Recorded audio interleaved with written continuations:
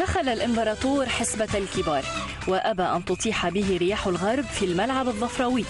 رفض مغامرة نجومه وأصر على ترويض فرسانه بثلاثية في النقاط والأهداف، فتح بها ملفا مع القمة ورتب صفوف جماهيره لوقفة مبايعة قد لا تسمح بتفريط في صدارة أو تخاذل في حصد نقاط، ليدخل الذهب بورصة المزايدة والرهان في حسبة اللقب، بينما يبقى الفرسان حبسي دائرة الخطر بسبب روح غابت ولم تعد.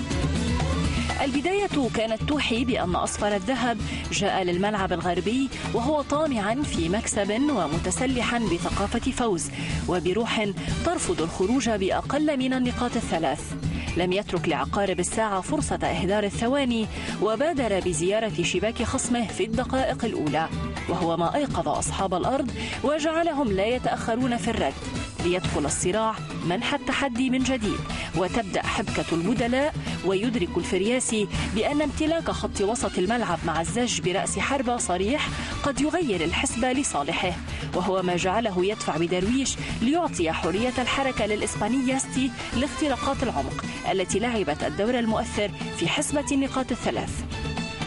ثم يدفع بالكاس جوكر الدقائق الأخيرة، فلم يخلف العهد ووثق حسبة العلامة الكاملة بهدف في الدقيقة قبل الأخيرة، لينتهي الصراع بإشراقة لشمس الإمبراطورية وغروب لفرسان قد لا يعرف كم ساعاته. الذهب في القمة، فهل سيصل بقيمته إلى الحد الذي يعجز الجميع عن شرائه، أم هي طفرة بورصة تخضع للعرض والطلب والانتكاسات؟ سؤال لا يملك إجابته إلا أصحاب الذهب وما يمتلكونه من مخزون.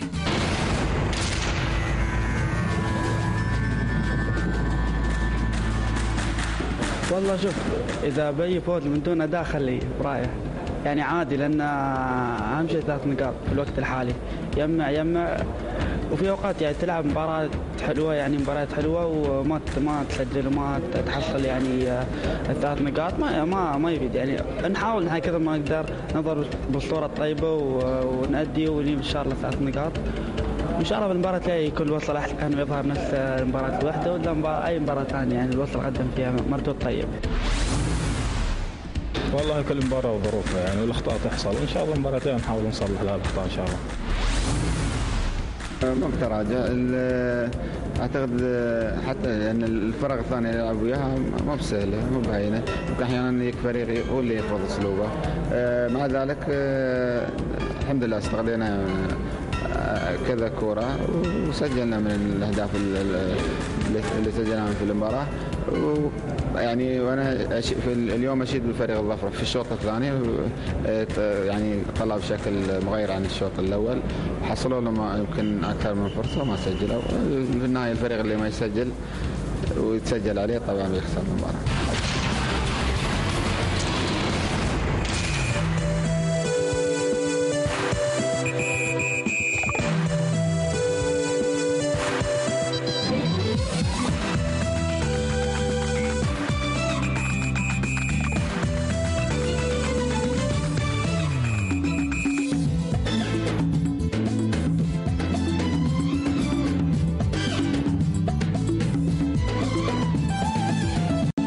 متواصلين معكم مشاهدينا الكرام. دكتور، الفريق اللي خذ منك الصدارة في الساعات الأخيرة هل يمتلك مقومات الحفاظ عليها؟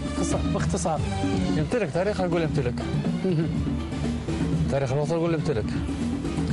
طيب حميد، أنا أبغى أسألك نفس السؤال، يعني الوصل يمتلك برأيك الشخص مقومات الحفاظ على الصدارة؟ أكيد. وبرأيك يعني دام أنك أنت من أهل البيت، شو مرحلة بعد الصدارة؟ ضاعفة الجهد والمحافظة عليها. الوصول سهل دائما، لكن المحافظة هو الشيء الصعب.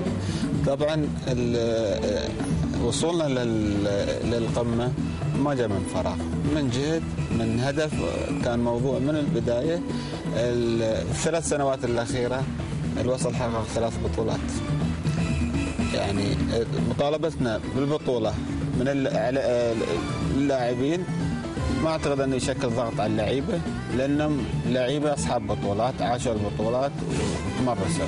نعم. حصلوا على البطولات، لذلك يوم بيطلع مدير الفريق ولا مشرف الكره ولا بيقول لك نحن نبغى المركز الاول، فعلا ان فريقنا يعني نحن مجهزينه. باختصار حميد. نعم. يكون فريق المركز الاول. لا خلني اول شيء اخذ ايضا علاء انا بتكلم بعد عن الظفره، ولكن ايضا باختصار الظفره الى اين؟ وهل هي مشكله مدرب ولا مشكله سوء حظ؟ لا مشكله فرقه بشكل عام. تيم كامل بالمدرب باللاعيبه بالايقافات بالقصه اللي عندهم دي كلها. والفرقه دي هتتاثر كتير المباريات الجايه والاسابيع الجايه، وهتخش في خبر كان هتهدد في المواقف الجايه. طيب. بس هعلق حته على الوصل بقى على السريع. انت قلت هل يستحق او هم يقدروا يثبتوا؟ انا بقول لك ان الجدول هيتغير فوق كتير قوي. يعني ما راح يثبت الوصل، لان في فرق تحت. مفيش فرقه تثبت فوق، كلها هتغير وهتبقى طالعه نازله يعني. يعطيك العافيه، شكرا لك.